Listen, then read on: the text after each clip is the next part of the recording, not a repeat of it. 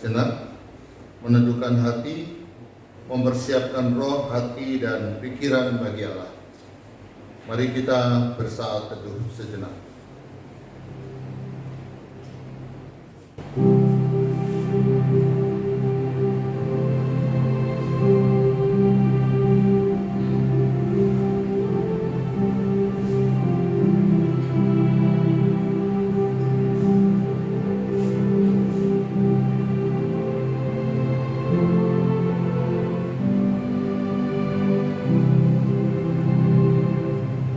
Akan terjadi pada hari-hari terakhir, demikianlah firman Allah, bahwa aku akan mencurahkan rohku ke atas semua manusia. Anak-anakmu laki-laki dan perempuan akan bernubuat, dan teruna-terunamu akan mendapat penglihatan-penglihatan. Orang-orangmu yang tua akan mendapat mimpi. Juga ke atas hamba-hambaku laki-laki dan perempuan akan kucurahkan rohku pada hari-hari itu, dan mereka akan bernubuat. Sedang jemaat, kami undang bangkit berdiri. Mari kita sambut dengan sukacita datangnya Roh Kudus dengan menyanyi dari Kidung Kesan 11 bait 3. Aku hendak mengagungkan Allahku.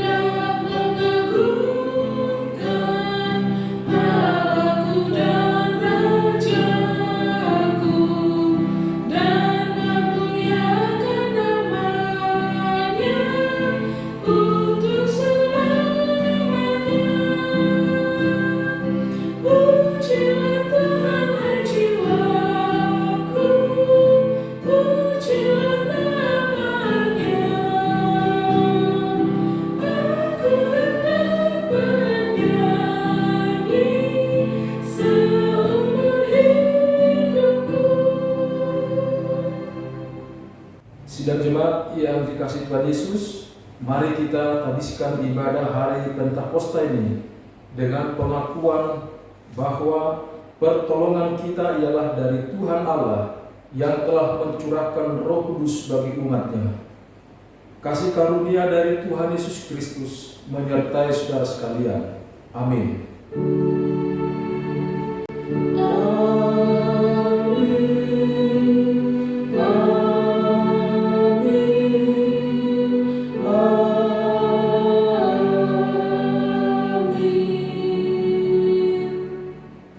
Jemaat dipersilakan untuk kembali. Dengarlah firman Tuhan yang akan membimbing kita di hari Pentakosta ini. Sebab barang siapa menabur dalam dagingnya, ia akan menuai kebinasaan dari dagingnya. Tetapi barang siapa menabur dalam roh, ia akan menuai hidup yang kekal dari roh itu. Galatia 6 ayat 8. Kita bernyanyi dari NKB 100 bait 1, Rindukah engkau mendapat berkat Tuhan?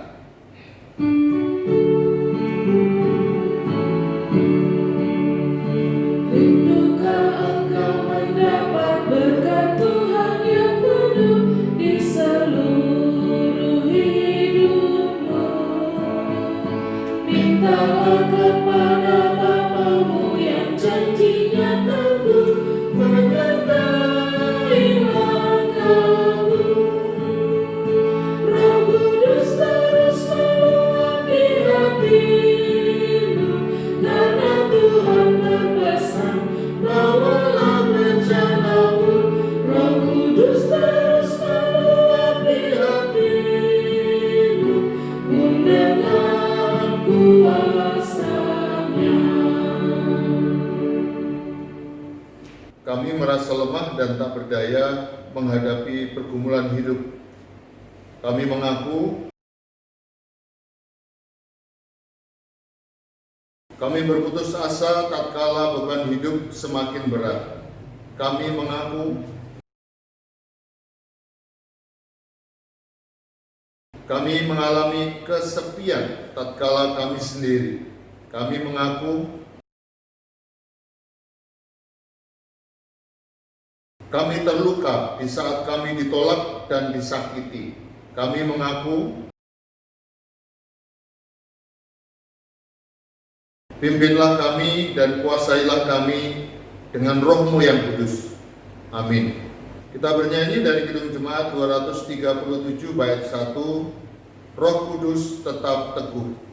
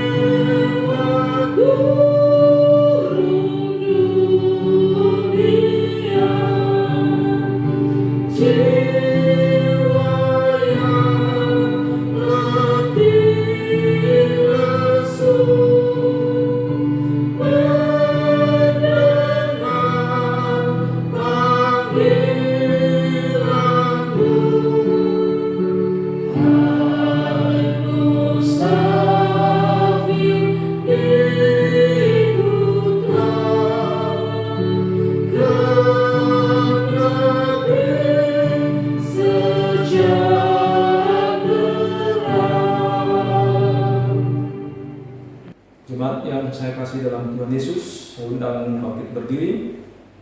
Kita dengarkan anugerah yang mengampuni. Dengarlah anugerah Allah yang membaharui di hari Pentakosta ini. Dari kitab Titus 3 ayat 5, demikian firman Tuhan. Pada waktu itu Dia telah menyelamatkan kita, bukan karena perbuatan baik yang telah kita lakukan, tetapi karena rahmat-Nya, oleh permandian kelahiran kembali dan oleh pembaharuan yang dikerjakan oleh Roh Kudus. Di atas janji Tuhan ini, maka selaku hamba Yesus Kristus, saya memberitakan bahwa pengampunan dosa telah berlaku dalam nama Allah Bapa, Anaknya Yesus Kristus, dan Roh Kudus bagi saudara yang dengan sungguh-sungguh ingin dibaharui.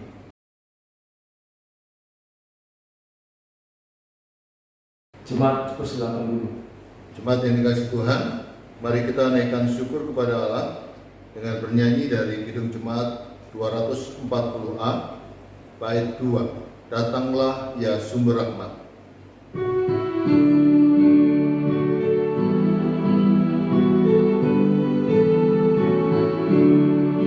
Hingga kini ku selamat dengan Tuhan yang Kau beri. Ku harapkan akan dapat sampai di negeri seri.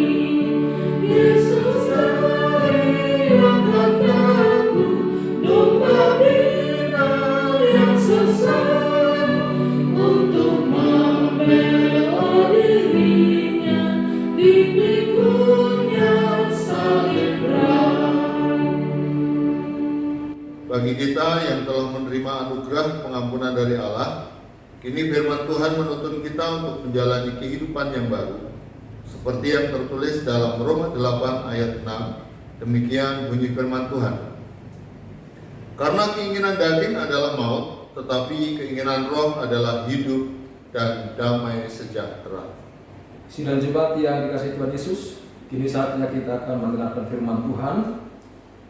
Tuhan menyatakan kehendaknya melalui firman-Nya. Oleh sebab itu, marilah kita nyatakan kesediaan kita untuk menerima kehendak-Nya dengan menyanyikan pujian dari PKJ 198 bait 1, Di Hatiku Ya Yesus.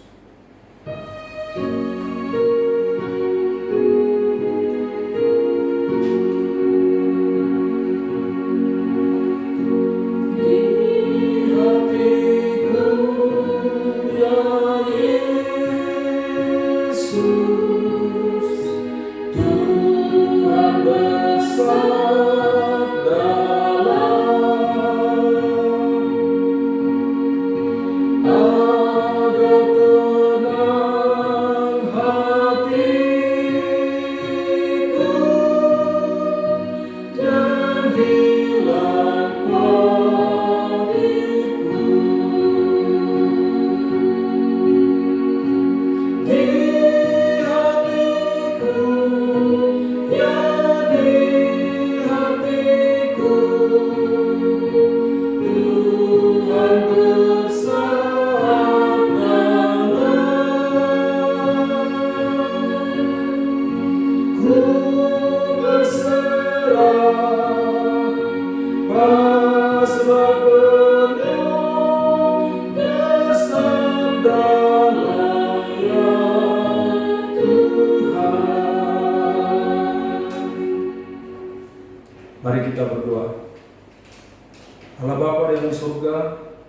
datang ke hadapan-Mu, kami sungguh mengakui bahwa firman-Mu lah yang dapat menolong kami mengerti kehendak-Mu.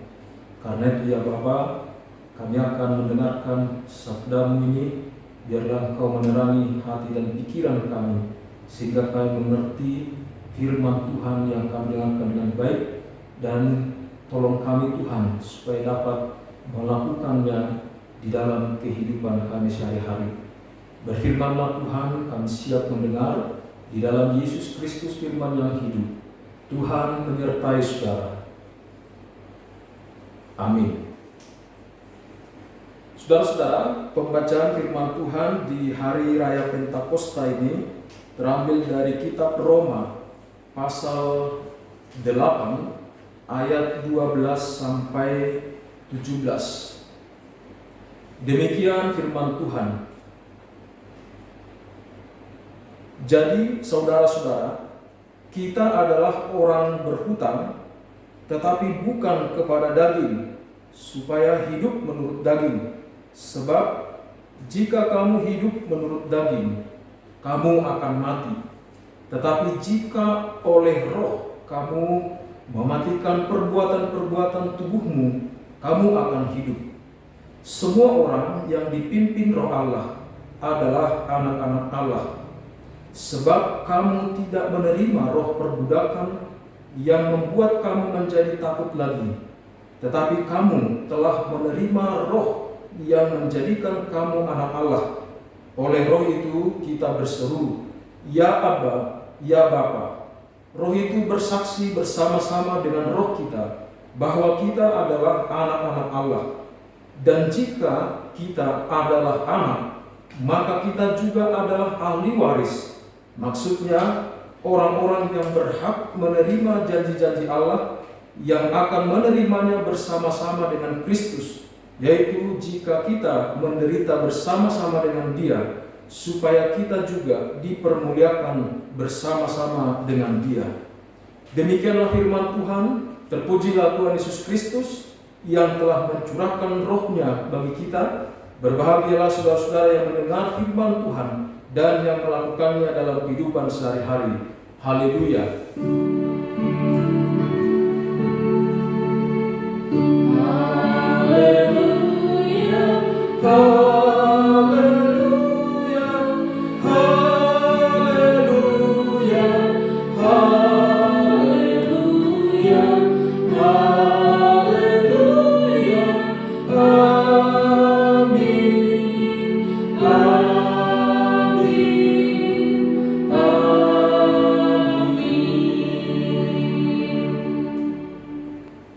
Shalom, damai di hati.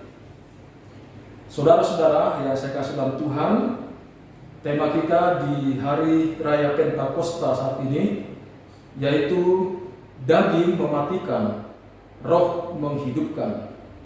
Saudara-saudara yang saya kasih dalam Tuhan, kita perlu tahu sedikit arti Pentakosta.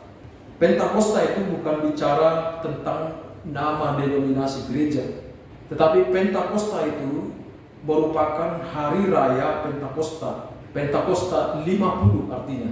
Dan ini disebut sebagai hari raya Pentakosta dan dirayakan pada hari Minggu ke-7 setelah hari raya Paskah, sebagai hari peringatan pencurahan Roh Kudus atas para rasul-rasul dan orang percaya, yaitu yang terdapat di dalam Kisah Rasul pasal 2.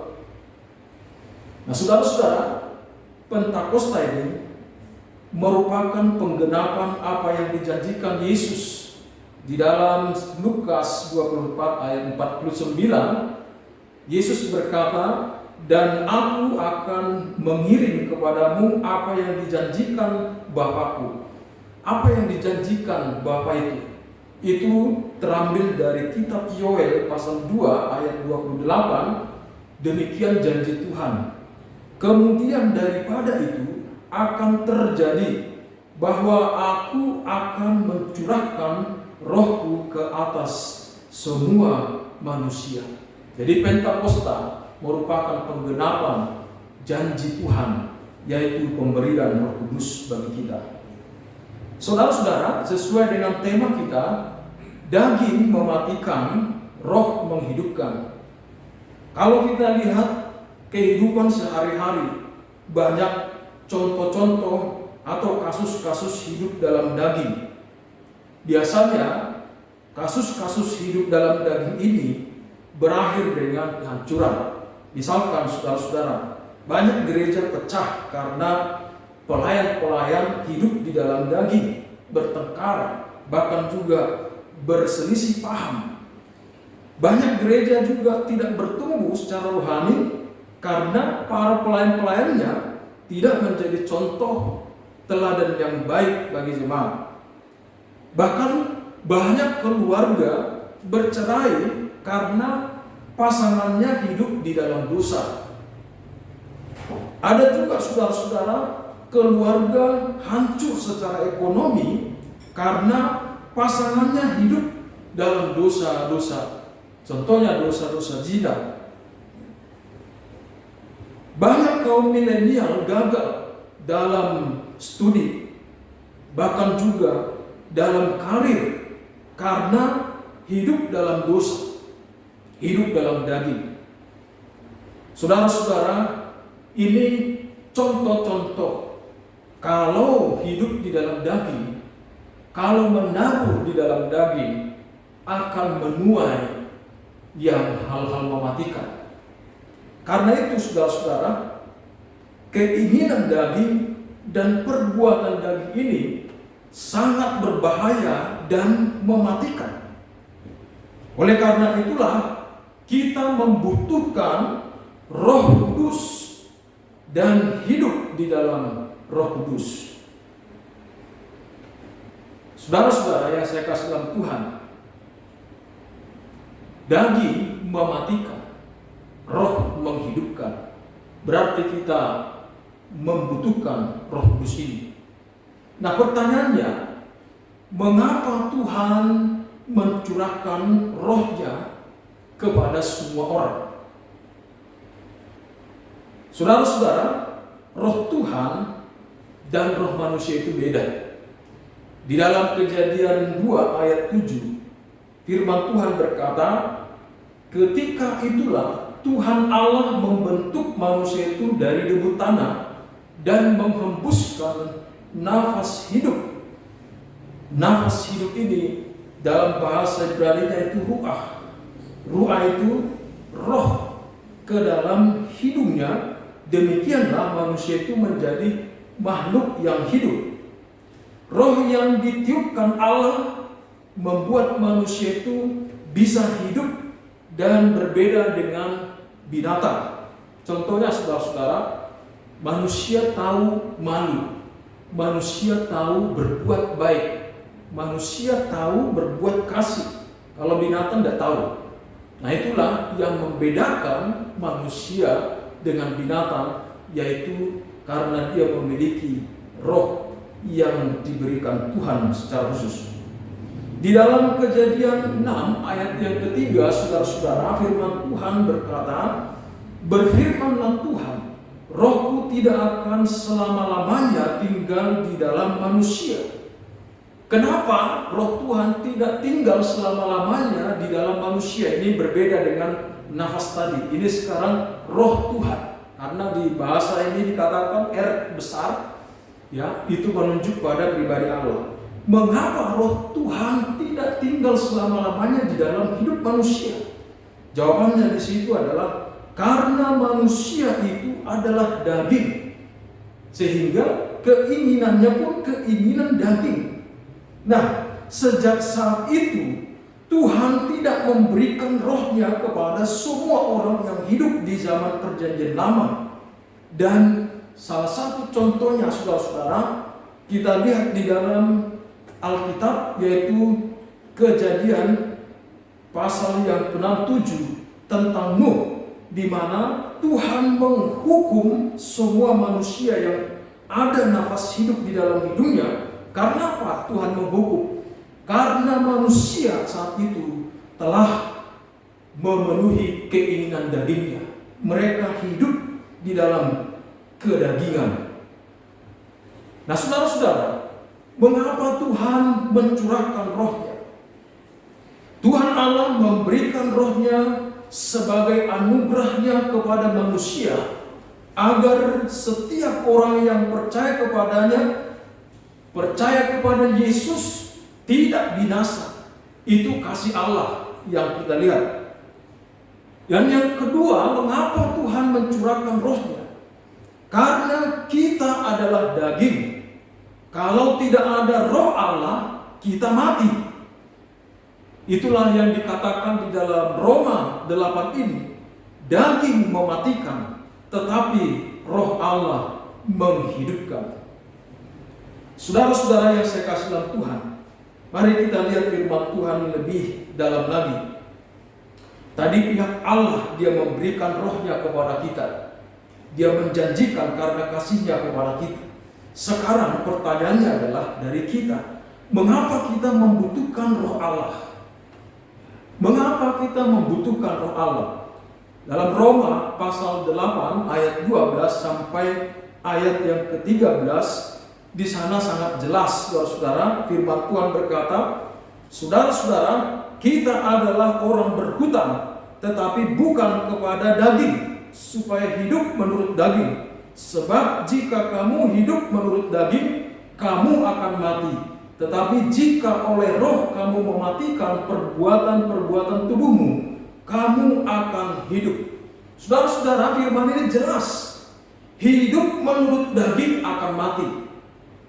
Hidup menurut daging berarti dikendalikan oleh keinginan dagingnya, tidak dipimpin oleh roh Tuhan. Hidup menurut daging berarti tidak mau taat pada Allah. Hidup menurut daging berarti bermusuhan dengan Allah. Hidup menurut daging berarti bukan anak-anak Allah. Ini jelas, Paulus tegas di dalam hal ini. Tetapi yang kita lihat sebaliknya. Hidup menurut roh Allah akan hidup. Hidup menurut roh berarti mau dipimpin, dikendalikan, bahkan juga dikuasai, dituntun oleh roh Allah itu. Hidup menurut roh berarti mau taat kepada Allah. Hidup menurut roh berarti menyukai Allah. Hidup menurut roh berarti tanda kita sebagai anak-anak Allah. Jadi saudara-saudara, firman Tuhan berkata, kita berhutang. Berhutang kepada siapa? Berhutang kepada Allah, karena Dia memberi anugerah kepada kita. Kita berhutang kepada Allah karena Dia memberikan anaknya, menggantikan kita dihukum. Melalui Yesus Kristus kita menerima janji Allah, kasih Allah yang besar itu. Nah saudara-saudara, Allah juga mengasihi kita dengan memberikan rohnya kepada kita. Mari kita lihat kembali lagi firman Tuhan ini. Di dalam perikop ini saudara-saudara, ada 6 kali kata ada di dalam, atau di dalam. Nah, ada 6 kali. Kalau saudara-saudara nanti bisa baca sendiri di rumah, perhatikan kata ada di dalam ini. Nah, saudara-saudara, kata ini sangat penting sekali. Karena itu menentukan posisi kita di mana. Apakah kita di dalam Allah atau di luar Allah. Dan itu menentukan posisi kita. Apakah kita menjadi anak-anak Allah atau bukan. Nah, karena menjadi anak-anak Allah harus ada di dalam Kristus. Menjadi anak-anak Allah, Kristus harus ada di dalam Dia. Menjadi anak-anak Allah berarti Roh Kudus harus diam di dalam hidupnya. Itulah arti makna ada di dalam. Nah, pertanyaannya saudara-saudara, seringkali kita berdoa mulai dari sekolah minggu, remaja, pemuda, bahkan juga sudah lanjut usia. Seringkali kita berdoa begini, Bapa di surga, Tuhan Yesus, Roh Kudus, datanglah, masuklah ke dalam hidupku. Ya, amin. Sering kita ucapkan itu di dalam doa kita. Kita sering mengundang Dia, kita sering memanggil Dia ke dalam hidup kita. Nah, pertanyaannya saudara-saudara yang harus kita renungkan melalui firman Tuhan ini, kalau Kristus ada di dalam kita, kalau kita di dalam Kristus, kalau Roh Kudus di dalam kita, dan kita di dalam Roh Kudus, nextnya apa? Selanjutnya apa? Nah, inilah saudara-saudara yang membukakan pikiran kita saat ini melalui firman ini. Nextnya apa? Apa selanjutnya? Apakah kita stagnan hanya untuk meminta Roh Tuhan hadir dalam hidupku cukup? Mengundang Yesus hadir dalam hidupku cukup? Ternyata saudara-saudara, itu kurang tepat. Ya. Harusnya kalau kita sudah mengundang Yesus, mengundang Roh Kudus dalam hidup kita, nextnya harus ada. Nah, ini yang kita lihat. Apa nextnya? Apa selanjutnya yang akan kita lakukan? Saudara-saudara, di ayat yang ke-13 sampai ayat yang ke-15, perhatikan apa yang harus kita lakukan. Pada ayat yang ke-13, sebab jika kamu hidup menurut daging, kamu akan mati. Tetapi jika oleh Roh kamu mematikan perbuatan-perbuatan tubuhmu, kamu akan hidup. Perhatikan, nextnya adalah bersama Roh Kudus itu kita harus melakukan sesuatu. Apa yang harus kita lakukan? Mematikan perbuatan-perbuatan daging. Sekali lagi, mematikan perbuatan-perbuatan daging. Apa perbuatan-perbuatan daging itu, saudara-saudara? Perbuatan-perbuatan daging itu tercatat di dalam Galatia 5 ayat 19 sampai 21. Firman Tuhan berkata, perbuatan daging telah nyata, yaitu percabulan, kecemaran, hawa nafsu, penyembahan berhala, sihir, perselisihan, iri hati, amarah, kepentingan diri sendiri, percideraan, roh pemecah, kedengkian, kemabukan, pesta pora, dan sebagainya. Terhadap semuanya ini kuperingatkan kamu, seperti yang telah kubuat dahulu, bahwa barang siapa melakukan hal-hal yang demikian, ia tidak akan mendapat bagian dalam kerajaan Allah. Catat baik-baik, siapa yang melakukan ini, ia tidak akan mendapat bagian dalam kerajaan Allah. Nah, saudara-saudara, perbuatan daging yang pertama-tama ditulis, didaftarkan adalah tentang nafsu daging ini. Salah satunya percabulan dan perzinahan. Inilah bahaya yang merusak rumah tangga. Inilah bahaya yang merusak generasi muda, generasi milenial. Banyak anak-anak Tuhan jatuh di sini. Banyak anak-anak Tuhan berakhir karirnya, berakhir pendidikannya. Karena apa? Nafsu daging ini. Nah, oleh sebab itu saudara-saudara, nextnya ketika kita mengundang Roh Kudus di dalam hidup kita, ketika kita mengundang Kristus di dalam hidup kita, nextnya adalah mau mematikan perbuatan-perbuatan daging itu. Saudara mau mematikan itu. Ini bahaya. Nah, di dalam 1 Korintus lagi saudara-saudara, 1 Korintus pasal yang kelima, apalagi perbuatan-perbuatan daging ini. 1 Korintus 5 ayat yang ke-11, firman Tuhan berkata demikian. Mulai dari ayat yang ke-10. Yang aku maksudkan bukanlah dengan semua orang cabul pada umumnya dari dunia ini, atau dengan semua orang kikir dan penipu, atau dengan semua penyembah berhala. Karena jika demikian kamu harus meninggalkan dunia ini. Tetapi yang kutuliskan kepada kamu ialah supaya kamu jangan bergaul dengan orang yang sekalipun menyebut dirinya saudara, adalah orang cabul. Lihat, ya, orang cabul, kikir, penyembahan berhala, pemfitnah, pemabuk, dan penipu. Dan orang-orang yang demikian, janganlah kamu sekali-kali makan bersama-sama. Saudara-saudara, ini tegas, saudara-saudara. Kembali lagi, daging mematikan. Daging itu menghentikan karirmu. Daging itu menghentikan pendidikanmu. Daging itu menghentikan apa yang kau impikan, yang saudara impikan. Daging itu merusak ekonomi. Daging itu menghancurkan kehidupan yang saudara sudah bangun dari awal dan berjuang mati-matian sampai di puncak ini. Tapi dengan begitu gampang hidup dalam daging, semuanya bisa berakhir. Nah, saudara-saudara, ini sangat tegas sekali, ya, bahwa kita harus mematikan perbuatan-perbuatan daging ini. Selanjutnya, saudara-saudara, pada ayat yang berikut dikatakan bahwa kita harus mau dipimpin oleh Roh Kudus. Di ayat yang ke-14, firman Tuhan berkata, setiap orang yang dipimpin Roh Allah adalah anak Allah. Apa maksudnya, saudara-saudara? Nah, ayat ini punya latar belakang sejarah, saudara-saudara.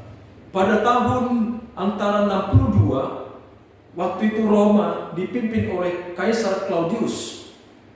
Orang-orang Kristen di sana diusir. Kenapa mereka diusir?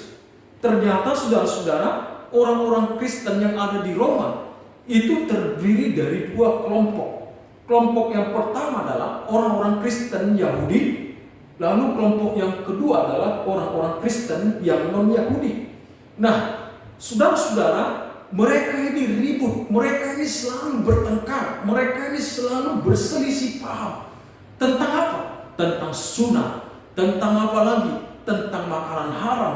Itu saja yang mereka perdebatkan, itu saja yang mereka persoalkan. Sehingga gereja pecah saat itu.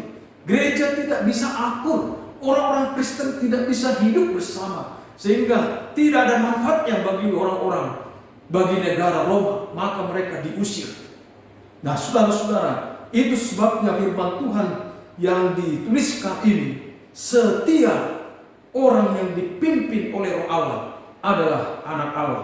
Berarti, saudara-saudara, melalui Roh Tuhan ini kita harus membangun satu komunitas yang akur, komunitas yang rukun, komunitas yang berbuah, komunitas yang hidup di dalam Tuhan. Ini yang harus ada.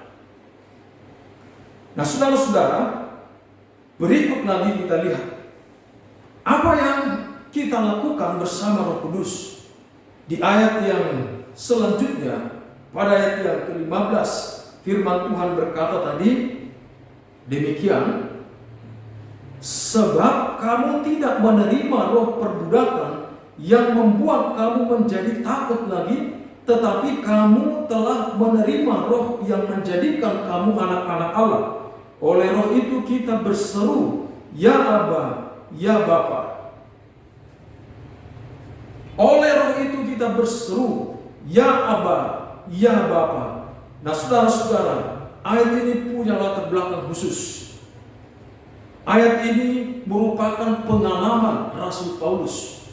Rasul Paulus ini adalah dia bangsa Yahudi dan dia punya kewarganegaraan Roma. Ini saudara-saudara mendapat atau menjadi warga negara Roma itu sangat sulit, saudara-saudara. Itu merupakan hak yang istimewa. Nah, Rasul Paulus ini mendapatkan itu karena dia tadinya sebelum mengenal Kristus dia terpandang. Nah, sehingga dia punya keistimewaan itu. Dia punya keistimewaan sebagai bangsa Yahudi. Dia punya keistimewaan sebagai warga negara Roma. Tapi saudara-saudara yang saya kasih Tuhan, pada tahun 64, waktu itu negara Roma dipimpin oleh Kaisar Nero. Kaisar Nero yang terkenal dengan kejam. Dia tidak peduli terhadap orang-orang yang tidak mau taat kepadanya, tidak mau menyembah Dia. Nah, sehingga siapapun akan dibunuh. Nah, termasuk Rasul Paulus ini, saudara-saudara. Dia orang-orang yang percaya kepada Yesus.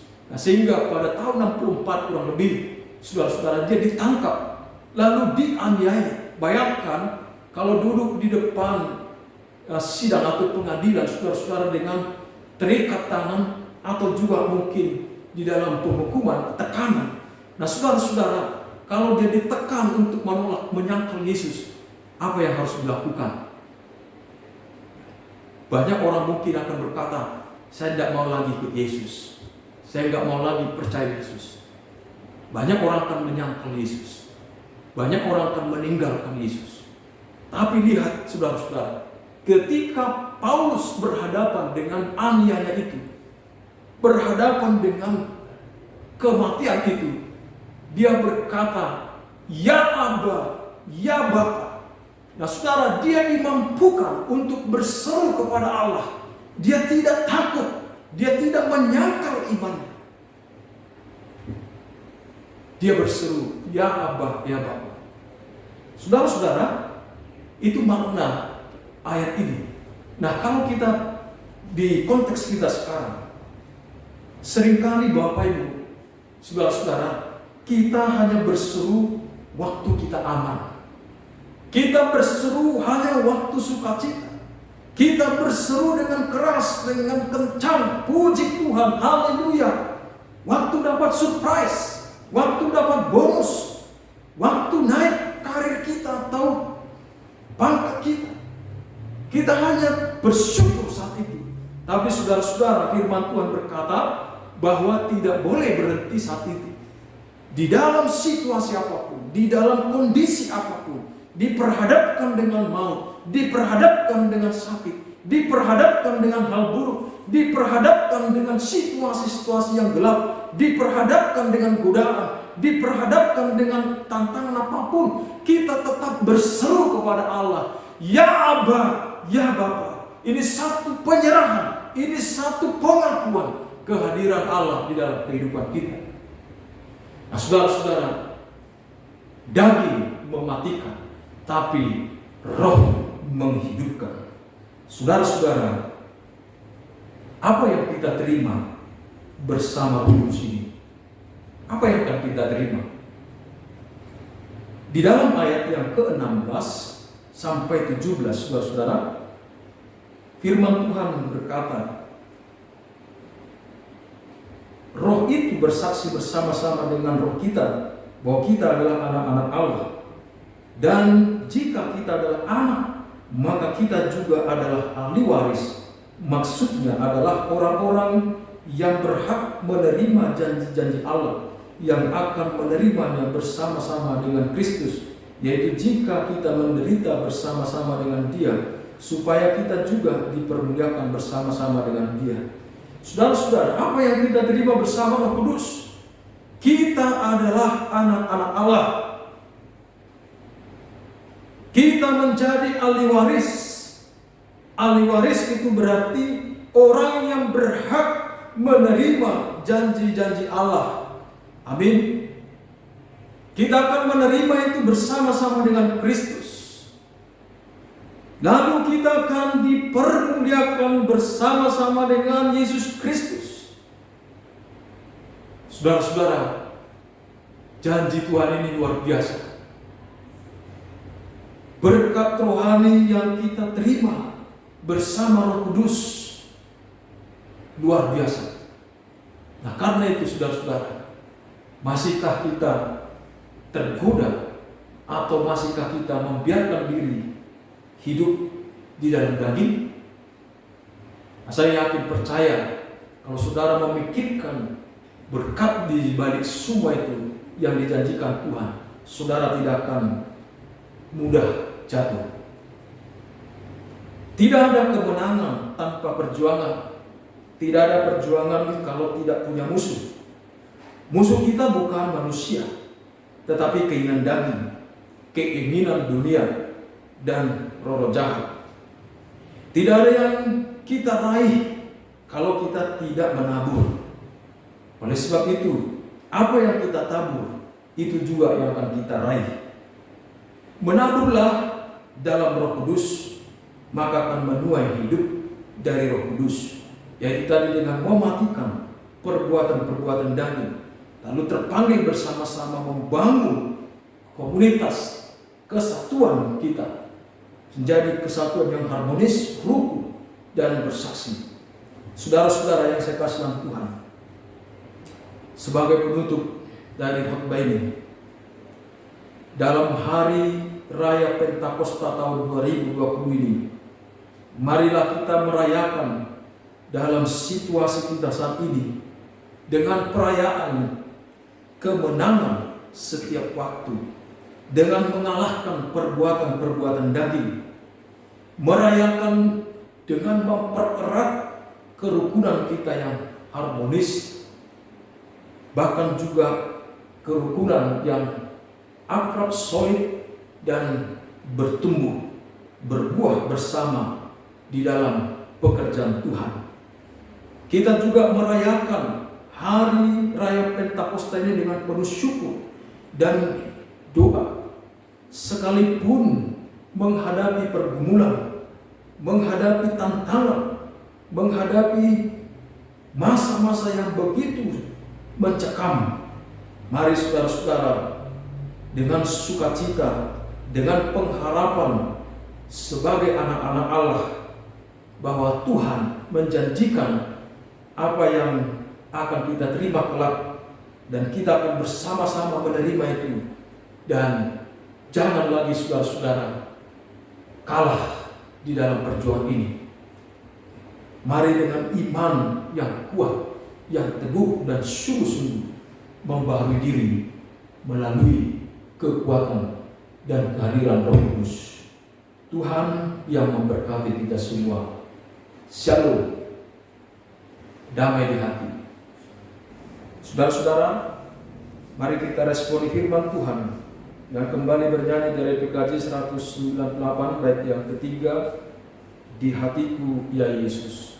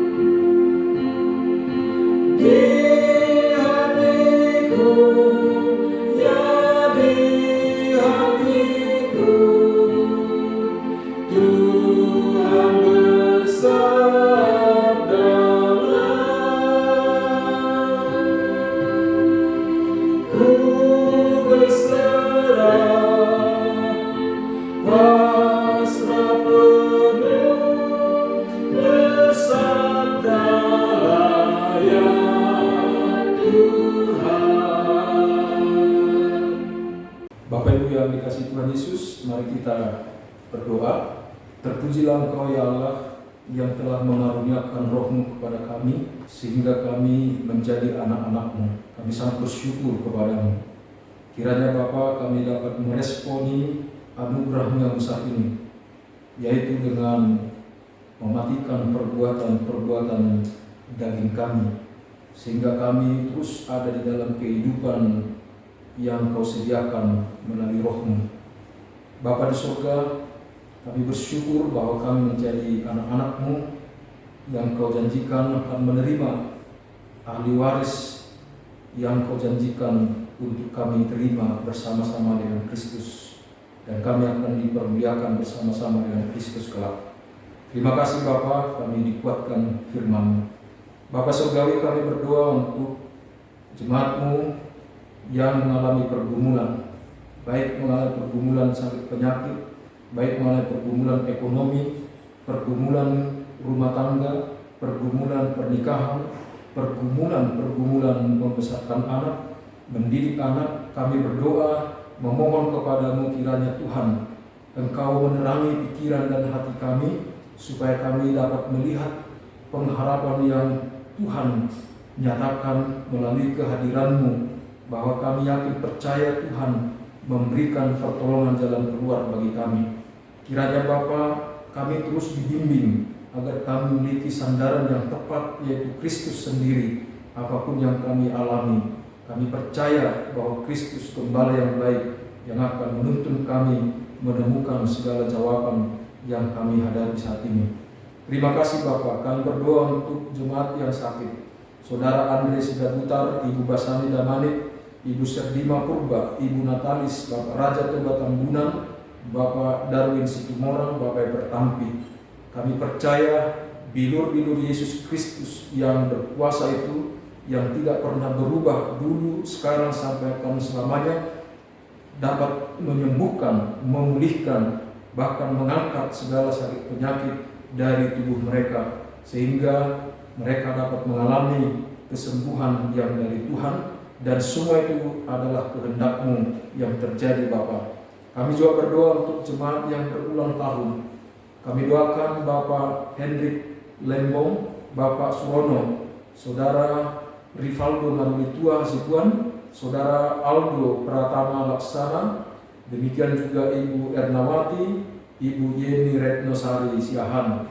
Bapak, kami bersyukur Tuhan telah mengaruniakan, menambahkan umur bagi mereka. Kami percaya Tuhan, semuanya itu ada rencana-Mu dalam hidup mereka. Kiranya Tuhan tuntun mereka untuk mewujudkan apa yang menjadi rencana di dalam kehidupan mereka yang Tuhan tetapkan itu.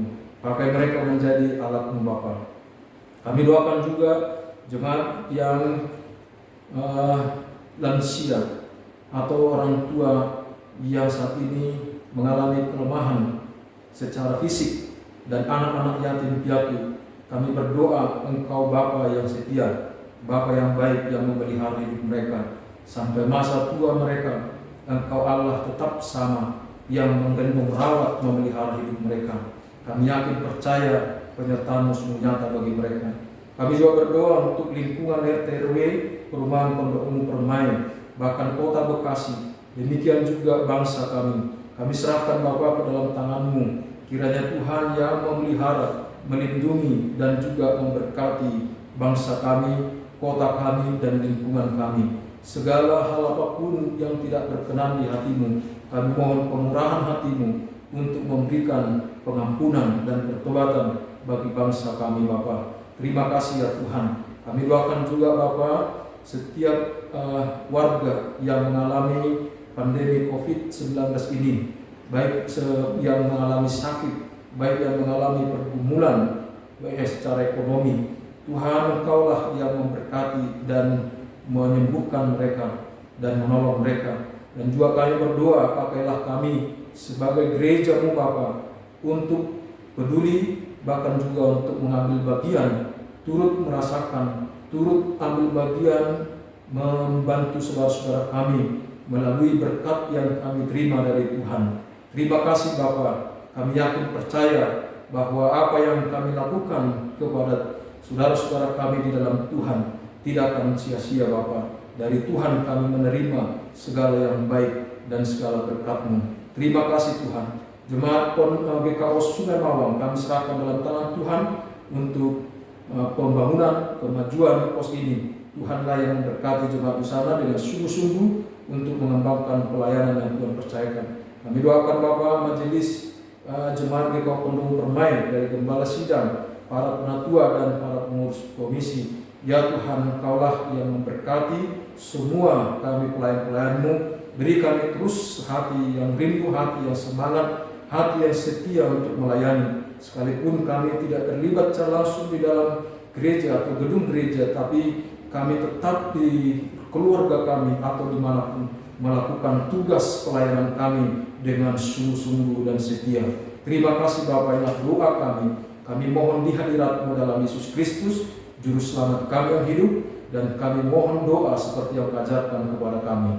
Bapa kami yang di surga, dikuduskanlah nama-Mu, datanglah kerajaan-Mu, Jadilah kehendak-Mu di bumi seperti di surga.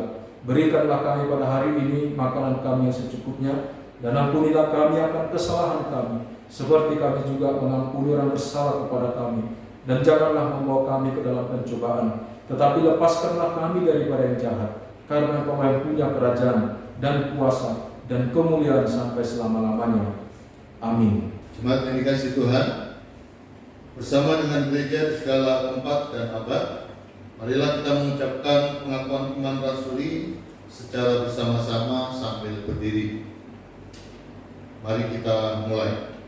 Aku percaya kepada Allah Bapa yang Maha Kuasa, Khalik langit dan bumi, dan kepada Yesus Kristus anaknya yang tunggal Tuhan kita, yang dikandung daripada Roh Kudus, lahir dari anak darah Maria, yang menderita di bawah pemerintah Pontius Pilatus, disalibkan, mati dan dikuburkan, turun ke dalam kerajaan maut, pada hari yang ketiga bangkit pula dari antara orang mati, naik ke surga, duduk di sebelah kanan Allah Bapa yang Maha Kuasa, dan akan datang dari sana untuk menghakimi orang yang hidup dan yang mati. Aku percaya kepada Roh Kudus, gereja yang kudus dan am, persekutuan orang kudus, pengampunan dosa, kebangkitan daging, dan hidup yang kekal. Jemaat yang dikasihi Tuhan, mari kita persiapkan persembahan kita. Bersyukurlah kepada Tuhan. Dengan rela hati aku akan mempersembahkan korban bagimu. Persembahkanlah syukur sebagai korban kepada Allah, dan bayarlah nasarmu kepada Yang Maha Tinggi. Sementara kita memberi persembahan kepada Tuhan, kita bernyanyi dari Kidung Jemaat 287B, bait 1, Sekarang Bersyukur.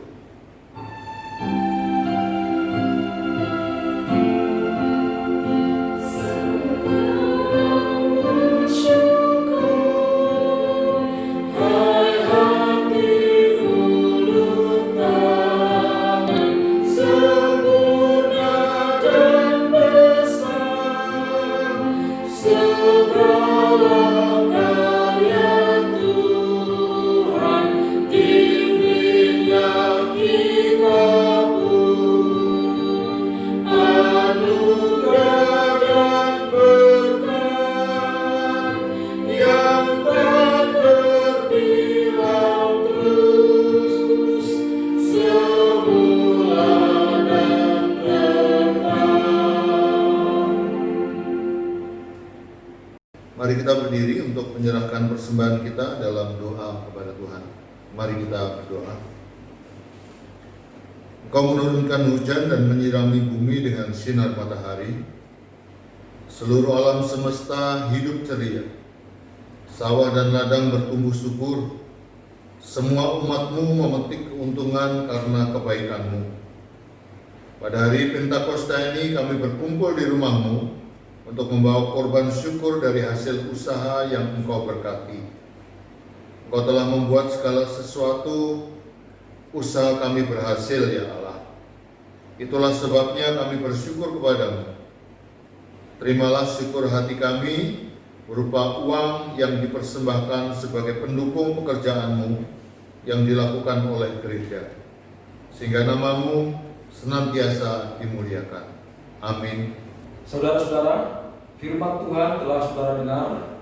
Milikilah hati yang mau dibaharui dan mau dipimpin oleh Roh Kudus. Mari kita memuji Tuhan dari Kidung Jemaat 235 bait 1. Ku dengar berkat-Mu turun.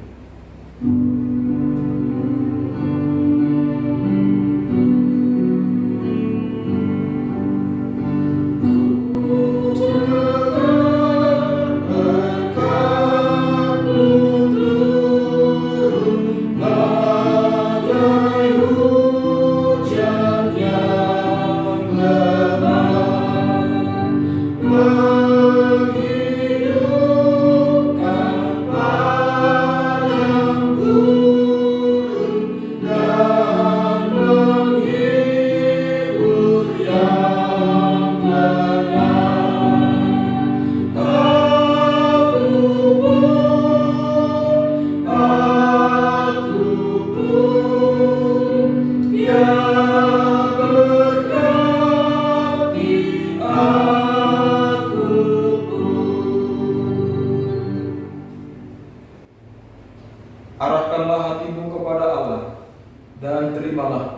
selamanya.